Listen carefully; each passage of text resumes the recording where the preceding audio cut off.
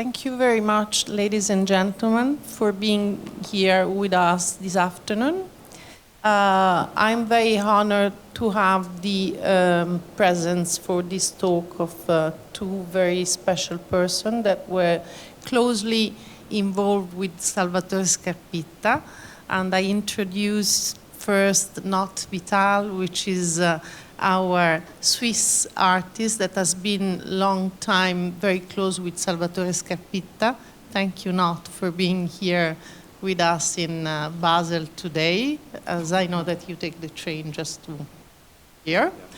And I wanted to introduce also Luigi Sansone, who has been the editor of the Catalogue Raisonné of Scarpitta, and is long-term friends for more than 30 years, and actually is the responsible of the archive of Scarpitta.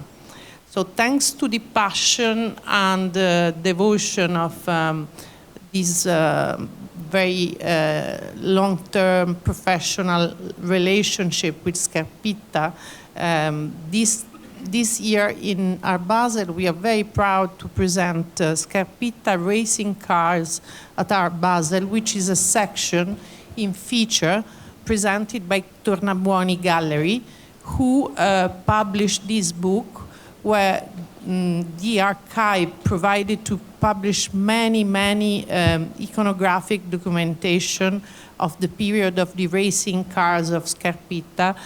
Many of them were not published in the past, so we are very excited about. And also there is a new contribution by Luigi Sansone on this specific aspect of Scarpitta cars. So this afternoon I would like to start to make the lecture lively and easy, to divide and to introduce how Scarpitta arrives to the cars, and just maybe asking Luigi to point out the different moments. So Scarpitta was first based in America, Los Angeles, where he grown up until 36. Then he moved to Italy from 36 to 58, 57, and I will ask Not without some anecdote on this moment. And then he decided to come back to America, where he basically became stable since then until his death. So, Luigi, can you tell us about the passion of the racing car at the beginning of the life of Salvatore? Yes, of course. Well, Salvatore Scarpitta was born in New York City, but when he was 6 months old, the family moved from New York to Hollywood, near Los Angeles. And Salvatore told me that when he was a young boy, around 1930-31, he heard on the hills noises, which were the motors. There was a racing track not too far from where he lived.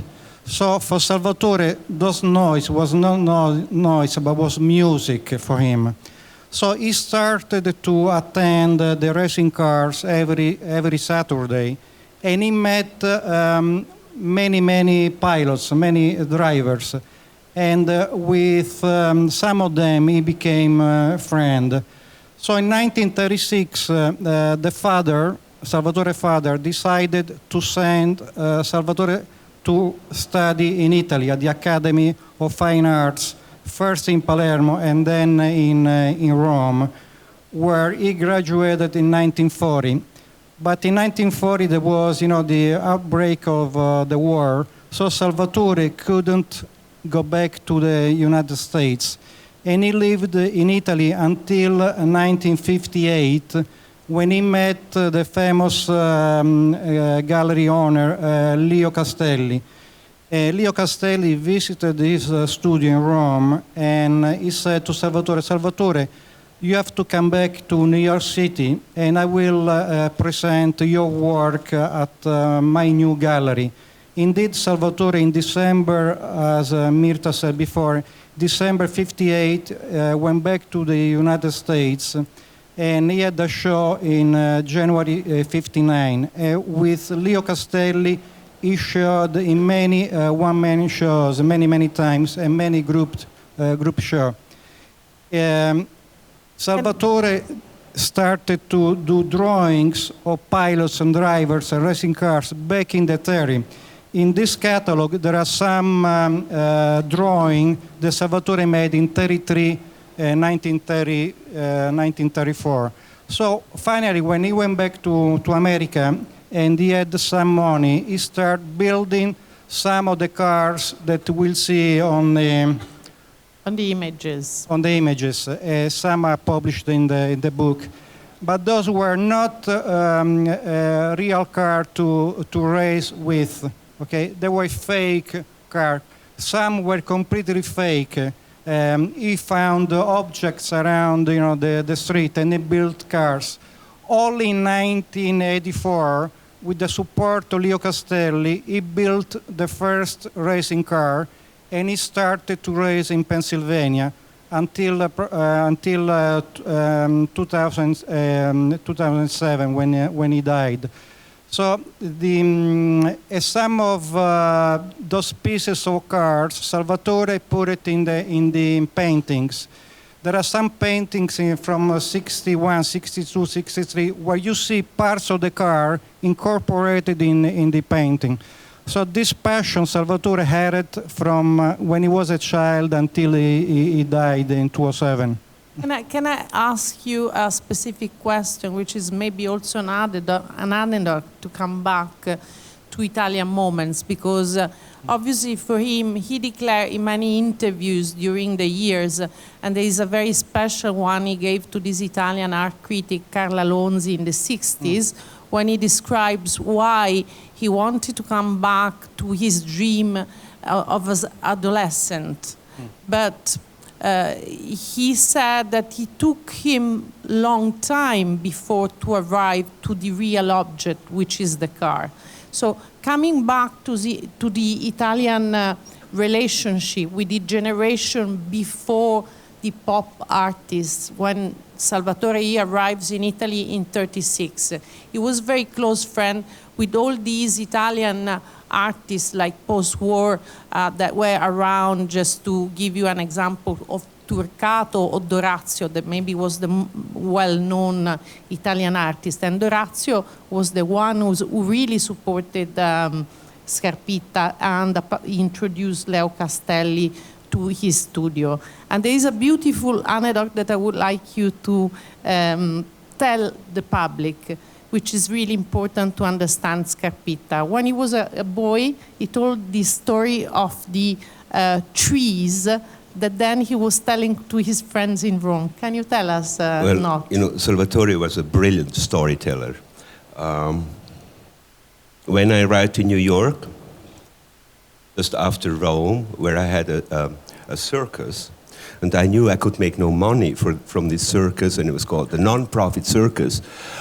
The person who showed me how to blow fire gave me 5 catalogs to give to his friends in New York. One was Scavullo, the other one was Andy Warhol, the other 2 I don't remember, but one was for Salvatore Scarpitta, who I didn't know.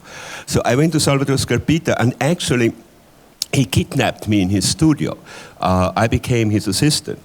And the reason, probably there are 2 reasons. I mean, Salvatore had no brothers, he was married 3 times, had daughters, and being like Sicilian and half Russian, I think he needed a son.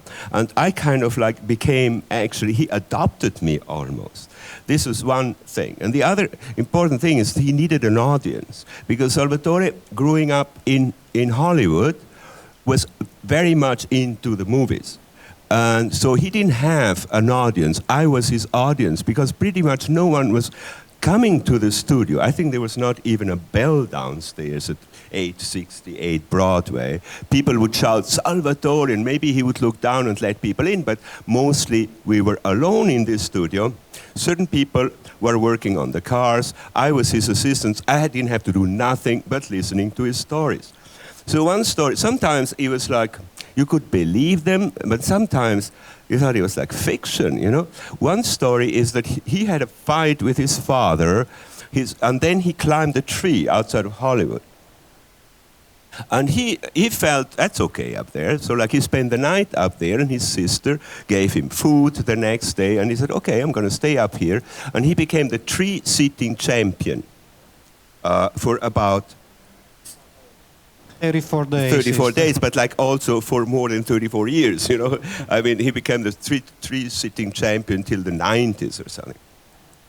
He goes to Rome, and he tells this story in Piazza Del Popolo, Piazza di del Bar Popolo, Rosato. and he did not only, of course, met artists. I mean, he also met writers, and he met Italo Calvino. He tells the story to Italo Calvino, and Italo Calvino writes The Barone Rampante, Baron in the Trees, came from Salvatore. So when he was telling these things, I thought like, yeah, Salvatore, you know. But like, it was always true. Unfortunately, I have a photograph of that, but I forgot, like in Saint. But he was amazing. His stories were so fantastic, and I was the audience. And also in Rome, in those years, in the 50s, when he started to do his most significant paintings with the bondage, that was 57 and 58. And during this period, he shared the studio with Saint Wombley in Rome, where Saint Wombley arrived in Rome during this legendary trip. He was invited to Salvatore Scarpitta, and they shared the studio for a while when Salvatore was doing these very important and iconic paintings that I would like Luigi to introduce. And when Sai as well was doing some of his most important paintings in Rome. And then maybe you have to tell us some story about. So I will start to ask Luigi to describe this first bondage and the relationship with the cars. Mm-hmm. And then let's go to the relationship with the artist. Well, as Mira said, Salvatore Scarpitta started to do the bondage painting in 57. And in April of 58, he had a big show alla Tartaruga, which at that time was a very famous gallery. And the owner was Plinio De Martis. And that show made history, because that night at the exhibition there were Maffei, D'Orazio, Turcato, Moravia, and it came to visit the show also Piero Manzoni. And Salvatore in that show had all bandages were monochrome, white. And Piero Manzoni saw those paintings and he said, wow, Salvatore, these works are really new, something very, very new. And Salvatore said, Piero, I don't know what I'm doing. I'm doing experiments, okay? And this was in April 58. A few months later, Manzoni did the monochrome show at the Pater Gallery in Milano, okay? And this was told me by Piero D'Orazio, who was a very important painter and writer. And he told me also about the story of Lucio Fontana, Concetti Spaziali, you know, the cat, the slash in the canvas. Piero said, I remember in 57, I accompanied Leo Castelli and Frederick Kissler, the famous architect, in the studio. At that time, Salvatore made bandages with cuts in the canvas, but Salvatore cuts were outside the opening. And he said Fontana in 57 didn't make the cuts yet, you know, the slashes. Piero D'Orazio started to make those slashes in 58. Piero D'Orazio said, a few months after the visit in the studio, in 58 I went to Milano, and for the first time in the studio of Fontana I saw the famous Concetti Spaziali. And Piero D'Orazio said, Luigi, one day, if you do a show on Salvatore, I would like to write an essay on this, okay? And in 98, I made a show on the Lago Maggiore in Italy, and there are 3 pages of Piero D'Orazio who describes that visit in the studio of Scarpitta with Lucio Fontana. So, I mean, these are strange episodes. You can believe it or not, but I got this news by Piero Dorazio, which was a witness, a real witness at the time. When Salvatore went back in the States, as I said before, he started to include in the paintings pieces of cars. There was a racing accident in New Jersey. Salvatore went on the racing and he picked up few fragments from the pavement. The real accident. Sì. And he included those pieces in the painting. So, and the one thing of Salvatore, he started doing rapping in '57, and he did this all his life. Even the sleds that he started making in '74, which were exhibited at Leo Castelli in '75, all the sleds have bandage all around.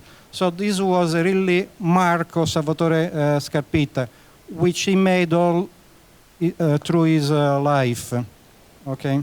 And I wanted to ask not this episode that he mentioned to me, because I was very curious to know how happened that Saitwombi and Scarpitta divided the studio in those crucial years in Rome. I think it was just a coincidence. By the way, I mean, so this is typical Salvatore, you know? He would say, Sansone came to the show, saw the paintings, and says, can I also do it? Salvatore said, do it. You know? Well, he said in other words, mean, it was but like I cannot repeat it. But okay. But like, what he said about Twombly was that they were sharing the studio. The studio had a wall in between. But the wall didn't go all the way up to the ceiling. And from time to time, Sai would throw a rose to his on the other part. side. But actually, that was it.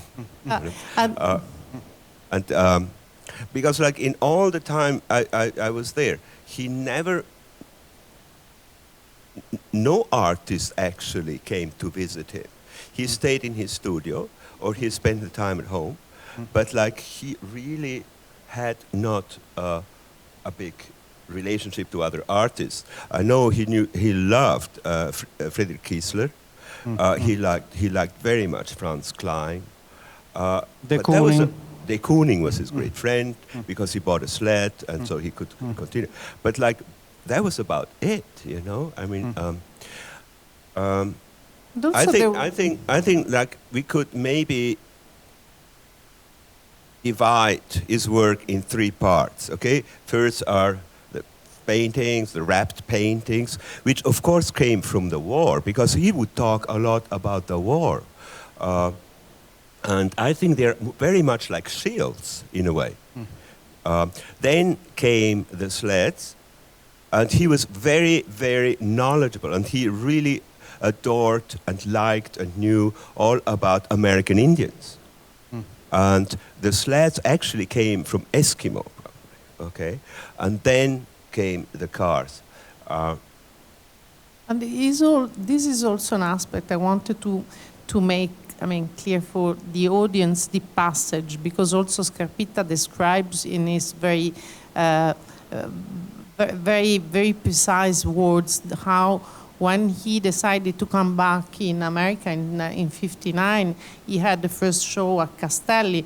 At that moment, it was extremely important for every artist to have a show at Castelli because this was the way to have an introduction into the heroic world of New York. And in a way, it was a difficult decision for him to come back to America. He said in an interview later in 2000, when he mentioned his moments with Twombly, he said something that was very, very precise. He said, you know, we as a human being, we were going very well together. He was very much looking at what Bob Rauschenberg and Jasper Jones were doing, even if they were on the other side of the ocean. And I was aware of that. But then when he came back to the United States, Scarpitta was immediately recognized, and there's some his letters when he said that he became friend and very much appreciated by de Kooning, and that's something I wanted to tell and ask you how it happens. Well, yes. I found a letter that Scarpitta wrote in 1959 to Plinio de Martis, the owner of La Tartaruga. And in 59, Scarpitta said, "Dear Plinio, in few days, de Kooning will arrive in Rome. Please take him by hands and make sure that he visits Rome." So this was in 59. They were very, very close friends. And in many interviews, Salvatore said that he considered de Kooning one of the best American artists of the 20th century. There were a lot of respect between the two artists. When Salvatore did a show at Leo Castelli in 75, de Kooning bought a sled directly from Leo Castelli, and the sled today is in the foundation, in the de Kooning Foundation. So they were very good friends. But he was friends also with Franz Klein. Which was Franz Klein, de Kooning, Marcarelli. Yeah. He met Marcarelli in 1948 in Rome, and they met again in America.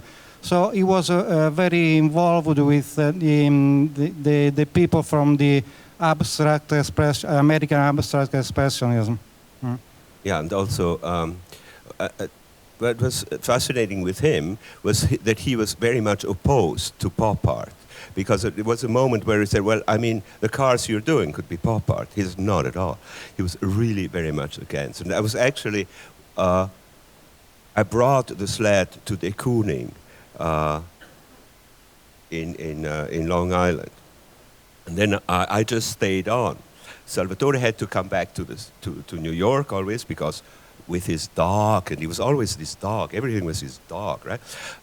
So I stayed on for like 1 week at de Kooning, and I had just arrived in America, and that was so important for me to be able to spend the whole week with de Kooning, who would ask me, "What about the yellow? Do you believe that's great in the painting there?" Like I was just like, it was phenomenal. Anyway, but. Actually, he was very much his own. I mean, he was like, he didn't have much information. He didn't give much information also to the outside. He was really like working on his work and not... And also to mark a passage. So after 59, he arrives in America. He did his first important show at Leo Castelli. Then he started to work until mid-60s on his paintings. And in 64, there is a moment where Scarpitta decided to stop to do paintings. These are very, very interesting comments that he reports during a Leo Castelli show of his paintings. He was listening to a conversation of some young people. And these people were saying something about, you know, those paintings, like... a very dramatic. A very dramatic, a very tragic, that really tells you about the spirit and the tragedy of the 50s.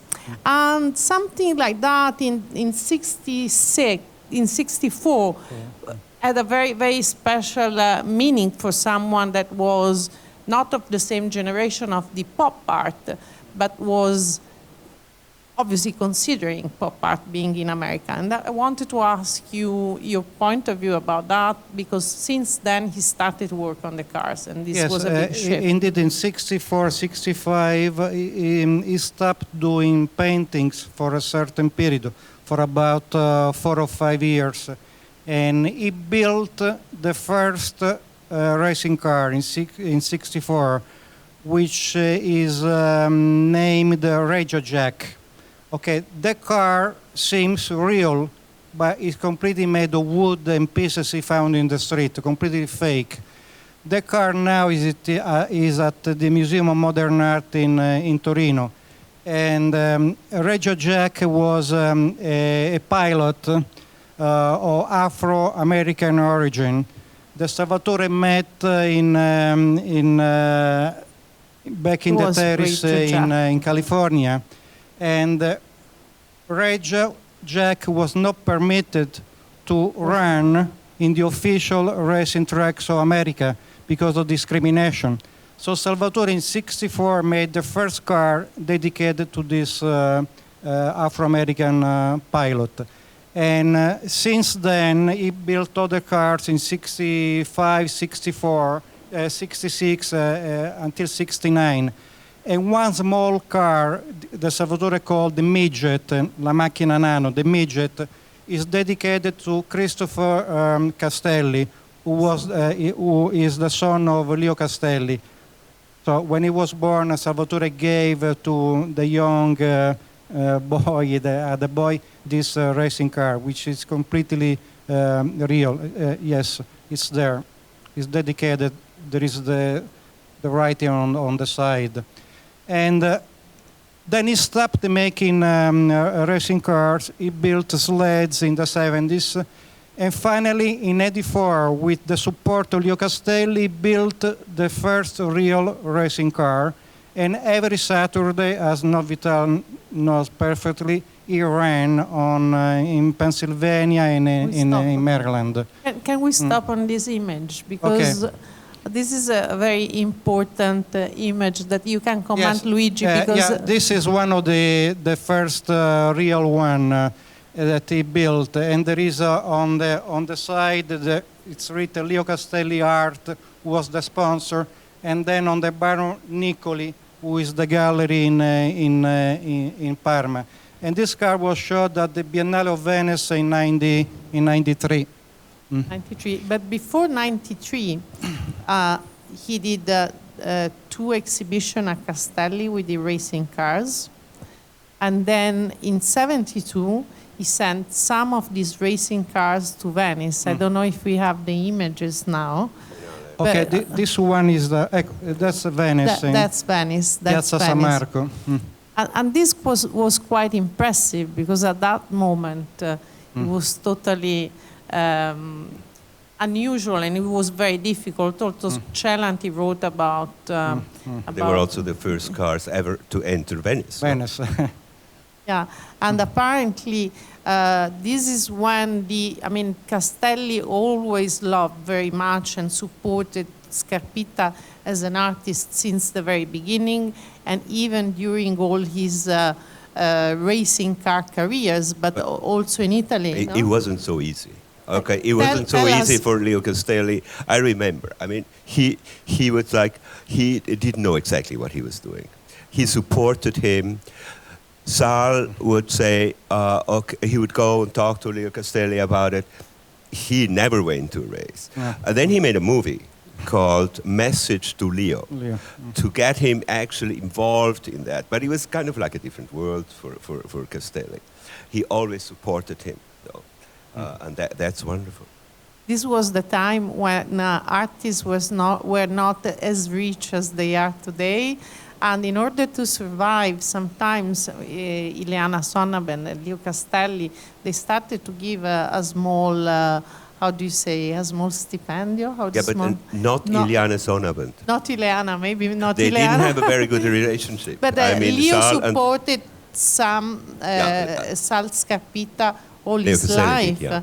And he was saying that he didn't ask anything, just because he was not a very technical person about the racing, but he was only asking Scarpitta, how did we succeed? Did we win? And you see there is also number 59. Yeah. That's the year he went to America. That was a very, very important number for Sal. It was everything he signed was 59. So. Okay, there we see Salvatore Scarpitta as a pilot, and on the wing you see 59, the number, which is 1959 when he went back to the States and met Castelli. So for Scarpitta, 59 was his lucky number. But also what we have to tell is actually, Sal never raced physically. I mean, we would go to these are dirt track races, which take place in Pennsylvania and so on. I mean, he always had his pilots. he tried sometimes, but he was, of course, like he was too old, or like, I don't know, he was actually not able to really race and compete. But always sitting on top of his truck Screaming. and seeing this enormous dust in the air, and Salvatore screaming out loud. Yeah. And how many, I wanted to ask a very simple question for the audience, which is not maybe so involved in this technical aspect. How many cars he started and how many cars he transformed during the career? Because these had also symbolic of value for him. Well, of the cars left are 6 or 7. I don't remember now. 6 or 7 are left. Many were destroyed during the racing, and from the ruins, from the wreck, he made the installation. Okay, and there is one in the catalogue. Probably we'll see it on the wall. There was Kenny Adams. Kenny Adams was one of Salvatore Scarpitta drivers. He had a big. That's it. That's one. Okay, that's part of the car which was destroyed, and he, with the bandage, he went all around. Okay, like I see in that piece Christ on the cross. That's what Salvatore said, la crocifissione. Okay, and that's one of his latest pieces he made in Baltimore at the art school. Okay. What was also interesting that he always said that he's a painter. I always said, well, I mean, aren't you a sculptor? He said, no, I'm a painter. You see, like on the left here, that canvas is actually used for operations. That's the opening where people operated. So like he would go to the hospital, get that. But it were always paintings. With the cars, the first thing he started to paint it was a number when he was a child. His favorite number. He put this. Yes, he started painting numbers on other people's cars. But he was 11 or 12. He couldn't do anything else but painting numbers or drawing the lion on the side of the cars. That's how he started in 1932, 1933. Okay. He was very, very articulate. He would speak so many languages. He would start off with Italian, going to English. Sometimes he even spoke Romanian, or like when he was talking about the war, he would have he would speak German. You know, he was so dramatic to be in his studio. It was phenomenal. Well, he was also an actor. Well, don't forget, Salvatore Scarpitta's mother was an actress in Hollywood back in the 20s. And Salvatore himself was in a couple of films in 1929, 1930. So, a very important film for him was a film which was done in 1934, I think, called Song of Songs, with Marlene Dietrich. And the father of Salvatore, he was working for MGM. He was like working for the movies, and they needed a sculpture of Marlene Dietrich. So young Salvatore, at the age of 14, he drilled a hole through his father's studio, and he could see Marlene Dietrich naked. Later on, I don't know if you should say this, but like he rescued Marlene from the studio in Hollywood.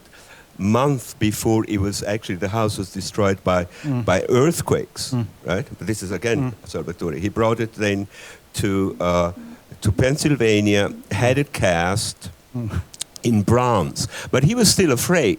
Does this belong actually to me, or does this belong to MGM? And he told, since you live in Switzerland, take it to Switzerland. That's a safe place. So I had like this sculpture of his father, of Marlene Dietrich. Yes, and I lost track of this sculpture. I don't know where it is now. You don't know. It was sent to Italy. Anyway, in Italy, another thing that I heard that was really funny in '72 after Castelli did one of the first exhibition about the cars, who didn't sell very easily because at that moment was not very easy to find collectors for the cars. He sent lots of them to Italy in Venice, and also a bunch of paintings. And that's why even the relationship between Scarpitta and Italian artists, but also with Scarpitta and Italian collectors and museums, is still very, very strong, because it became very strong. Became very strong. But Salvatore was very. I mean, I remember the show at Castelli, and actually it was Robert Rauschenberg who was supposed to have the show, and he was not finished. So said, "Okay, Salvatore, make the show." And Leo Castelli was working, trying to sell a painting in the back of the gallery. Salvatore saw that. He shouted, "This work is not for sale. That's my daughter's." And this was like, God, he could have sold one, but this is a different approach to the commercial world. That is a kind of epic story. I would like to ask Luigi some of his souvenir in the Pennsylvania tracks, because I was told that this was really something special with Scarpitta. Well, I went to Pennsylvania many times every Saturday to look at the racing cars, and Salvatore was always excited. I remember that he started preparing for the racing around 3:30, 4 o'clock in the afternoon. So from the house we went to the racing tracks around 7 o'clock. Then they start doing le prove. And the racing finally ended around midnight. So after midnight we went to clean the cars and clean ourselves, because we were all covered with red dust. It was dust, as Novital said before, there was dust all over, because those racing pistes are not made of asphalt, but of dirt road. Dirt track. So when you have to imagine 20-25 cars running at the same time, you could hear the noise miles and miles far away, and there was dust for miles all over the racing. Even though he was not racing himself, he would race in the city, though. I remember, like, if he would go from his studio up to 89th Street, where he lived, on Park Avenue, he would race his truck. And one day, he arrived at on 89th Street, and he remembered that his dog was still tied in the back of the truck. Vito. So there's always these stories about the dog. So anyway, I think that our time is almost to finish, but I would like to ask if there's any question in the audience that I would be very happy to submit to Luigi and Not, which are here. And anyway, I would like to thank them for this extraordinary opportunity you gave us.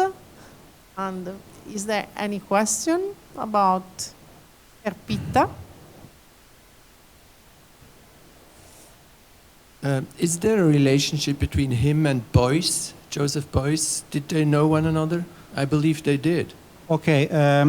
Salvatore Scarpitta, he told me that he went to see the show at the Guggenheim, I think in 1975, of Joseph Beuys. They never met, but they have many things in common.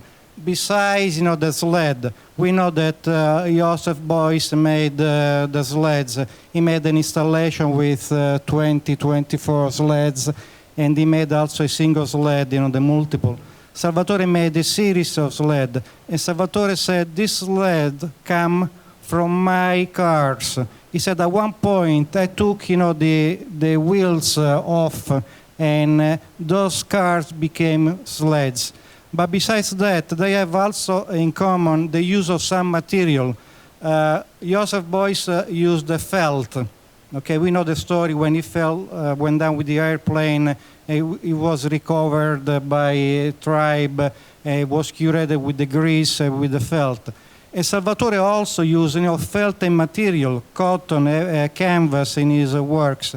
And also the grease. Salvatore used also oil. And the oil from Salvatore came from his experience with the racing cars. So there are many things in common, but they never met each other. Okay.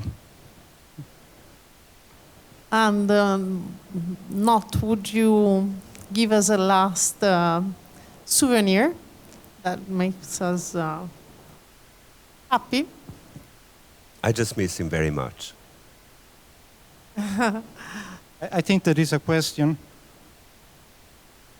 I wanted to know, was there a role between Salvatore and, say, the futuristic movement in Italy, like after the war, say the Marinettis and the others? That's a good question. Salvatore told me that when Marinetti moved from Milano to Rome, Marinetti lived in Milano and he moved to Rome in 1925.